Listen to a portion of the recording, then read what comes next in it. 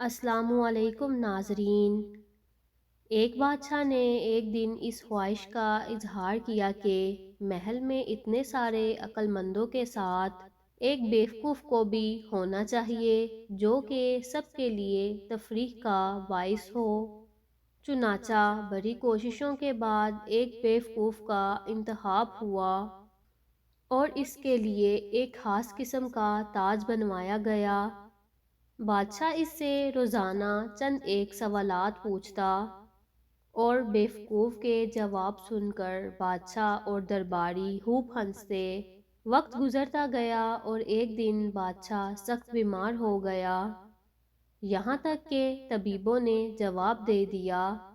بادشاہ نے اپنی تکلیف دور کرنے کے لیے اپنا آخری وقت بیوقوف کے ساتھ گزارنے کا فیصلہ کیا اور اس کو طلب کر کے کہا کہ آج تم سوال کرو، میں جواب دیتا ہوں۔ بیوقوف نے سوال کیا، آپ اپنی موت کے بعد کہاں تشریف لے جائیں گے؟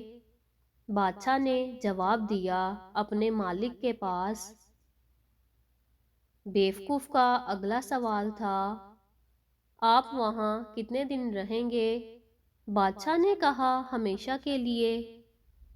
بیوقوف نے پوچھا، پھر تو آپ نے وہاں اپنے آرام اور قیام کے لیے بہترین انتظام کیا ہوگا۔ بادشاہ اس سوال پر حیران ہو گیا اور جواب دیا، نہیں، میں نے تو کوئی انتظام نہیں کیا۔ بیوقوف نے اپنے سر سے بیوقوفی کے تاج کو اتار کر بادشاہ کے سر پر رکھتے ہوئے کہا، گستاخی معاف، میرے سے زیادہ آپ اس تاج کے حقدار ہیں۔ جہاں رہنا نہیں تھا وہاں اتنی بڑی سلطنت، اور جہاں ہمیشہ کے لیے رہنا ہوگا وہاں کے لیے کچھ بھی نہیں۔ اس واقعے سے ہمیں یہ سبق ملتا ہے کہ دنیا کی بھاگ دوڑ کے ساتھ ساتھ اپنی آخرت کی کامیابی کے لیے بھی محنت کریں۔